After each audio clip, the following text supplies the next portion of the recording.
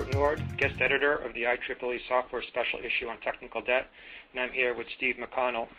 Steve McConnell is CEO and Chief Software Engineer at Construct Software, where he writes books and articles, teaches classes, and oversees Construct's software engineering practices. Steve has worked in the desktop software industry since 1984, and he's also served as editor-in-chief of IEEE Software from 1998 to 2002. Welcome, Steve. Thanks for having me. It has been 20 years now since Ward Cunningham coined the term technical debt, and you, Steve, have been part of that history in explaining the metaphor.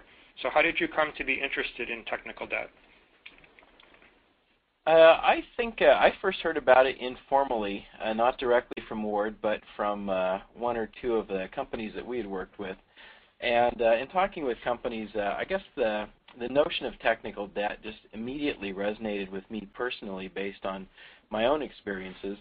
And as I began exploring the ins and outs of the metaphor, I really found that although Ward had introduced the metaphor, he really hadn't done a whole lot with it in terms of developing all the nuances. And so I wrote a couple of blog articles about the ins and outs of the metaphor and how I thought it could be applied. And I think it's been great to be part of the concept of technical debt becoming more common, and I think becoming more and more useful to project teams and organizations. Mm-hmm. So in your experience, are developers and software engineers actually aware of that term today, and do they find it useful as a metaphor?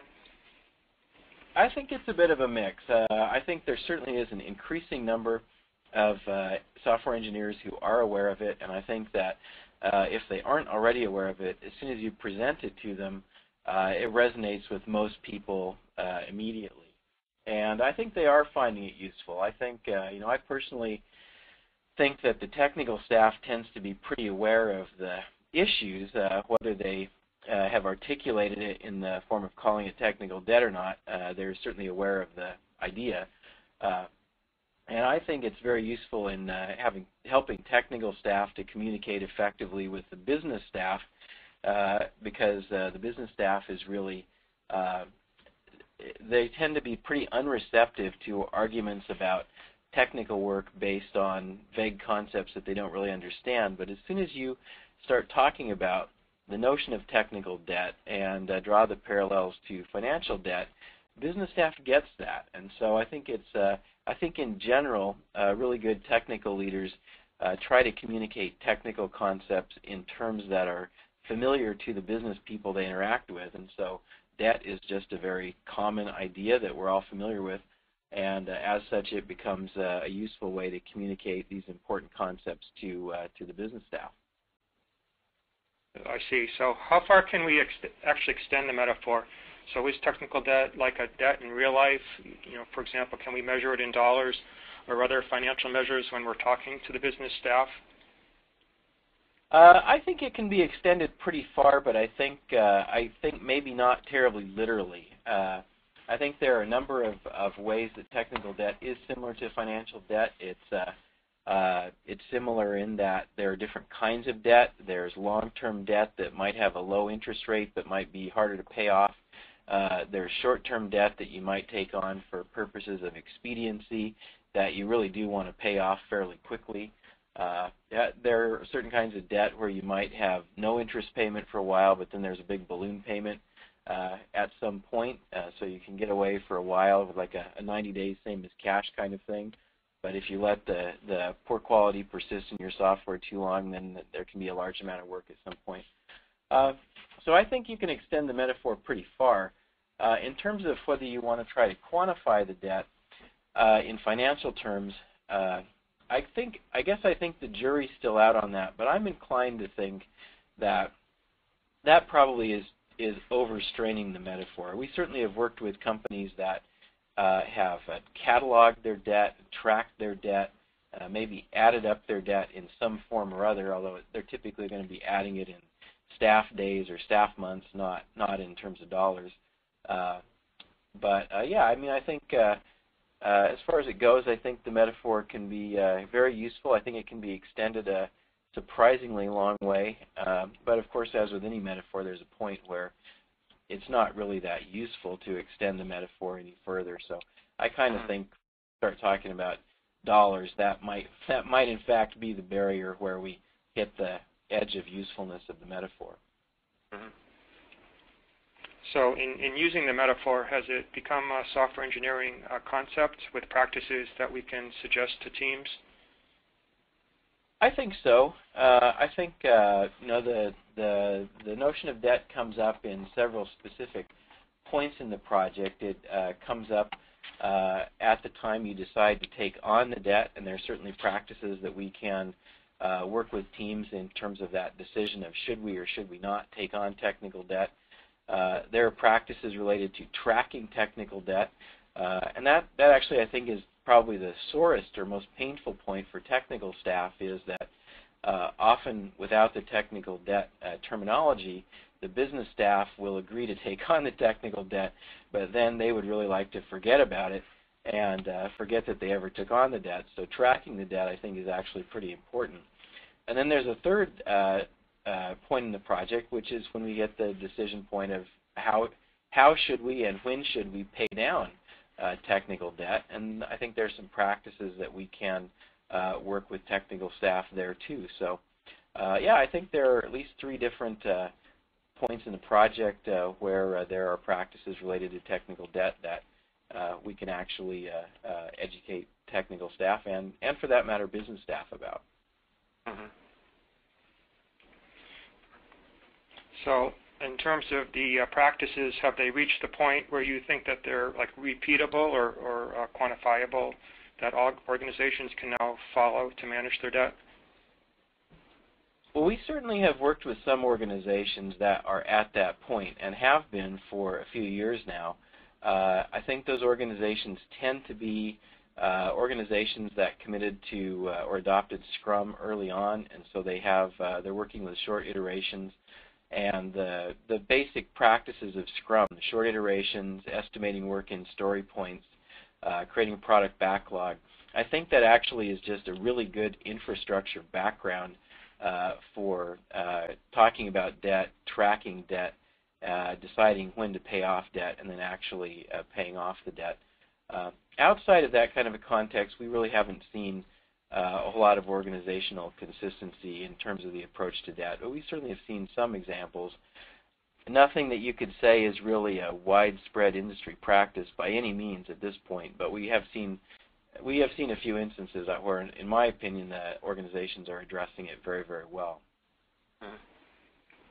You also mentioned the value as a communication mechanism. So in communicating between technical staff and business staff, could you comment on where's the main disconnect, and if we're using technical debt as a metaphor, then what can the technical side learn to better communicate with the business side and vice versa? Yeah, I think that really is the kind of the key interface in terms of this metaphor. I think that in very general terms, of course there are always exceptions, but in general terms, I think business staff tends to be very optimistic about the benefit of taking on technical debt and about the cost of carrying the debt. I think technical staff tends to be very pessimistic about the benefit of taking on the debt and the cost of carrying the debt. I think the truth is somewhere normally in the middle. And the technical debt metaphor gives both these groups a better way to talk about what the decision really is. I think business staff may not, I think it's just human nature that they want to forget about the debt once they've taken it on. That's certainly strictly analogous to financial debt, where a lot of us would like to forget about our financial debt once we've taken it on too. And without the technical debt metaphor, it may be possible for them to forget about that, and that's not healthy. On the other hand, I think the technical staff can be really overly purist about technical debt. I think a lot of technical staff have been burned by implicit debt often enough that they've gravitated toward the position that the only good amount of debt is zero. And I don't think that that might be the case in some technical environments, but I think often there is some non-zero amount of technical debt that actually is okay from a business point of view for the project to take on. I think that's the key that technical staff often don't really understand, is that technical work is not all about completely about technical decision making. It's also about the business impact of technical decision making, and I think the technical debt metaphor really helps to bring those two viewpoints together, and that's really why I'm excited about it. So what challenges do you see in industry now in effectively managing technical debt, and what role do you see that research has to play? Well, in terms of challenges, I think that the challenge that has been addressed through creation of the metaphor is that we have a way to talk about it, and I think that's important. The challenge that remains, I think the biggest challenge is just that so much technical debt gets accumulated unintentionally. It gets accumulated through low-quality work. It gets accumulated through projects being under so much schedule pressure that they take a lot of shortcuts. It gets accumulated in acquisition context where one company buys another and they look at the code base they've acquired and say, wow, that is way lower quality than we expected, but then they still have to live with it. And it gets accumulated in some much more conscientious ways too. Just the nature of technology as technology marches on, and so the technical solution that made great sense 10 years ago, when you look at it today, doesn't make great sense anymore, and there's a lot of work to kind of dig out from under what actually were good decisions 10 years ago, but wouldn't look so good if those decisions were made today. So there are issues like that too that can give rise to technical debt. So I think that's really the biggest issue, is the unintentional accumulation of technical debt. And then I guess in terms of the second part of your question, what role can research play? I think you kind of asked the question earlier, which is, where are the boundaries on the concept? What is technical debt as a metaphor useful for, and what is it not useful for? I don't think it's at the end of the day. There, like I said at the beginning of the talk, I think one limitation might be in terms of trying to put specific dollars on technical debt, but that would be a great research topic. Is that really a limitation, or can we actually push the metaphor further? And I guess then the question really is, it's a two-part question. Can we push the metaphor further, and then also, is it useful to push the metaphor further? And certainly any light that a research could shed on either of those questions would be useful. So before we conclude, are there any other thoughts from your experience with technical debt that you'd like to share?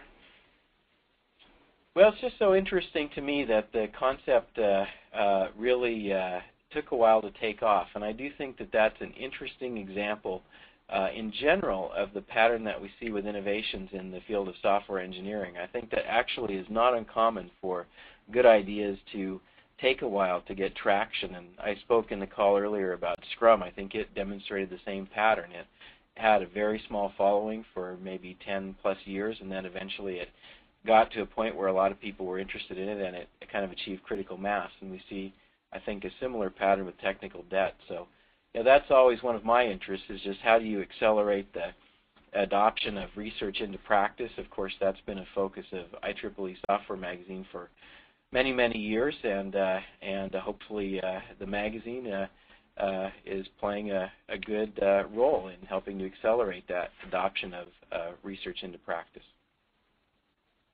Well, Steve McConnell, thank you very much for talking with us. Thank you.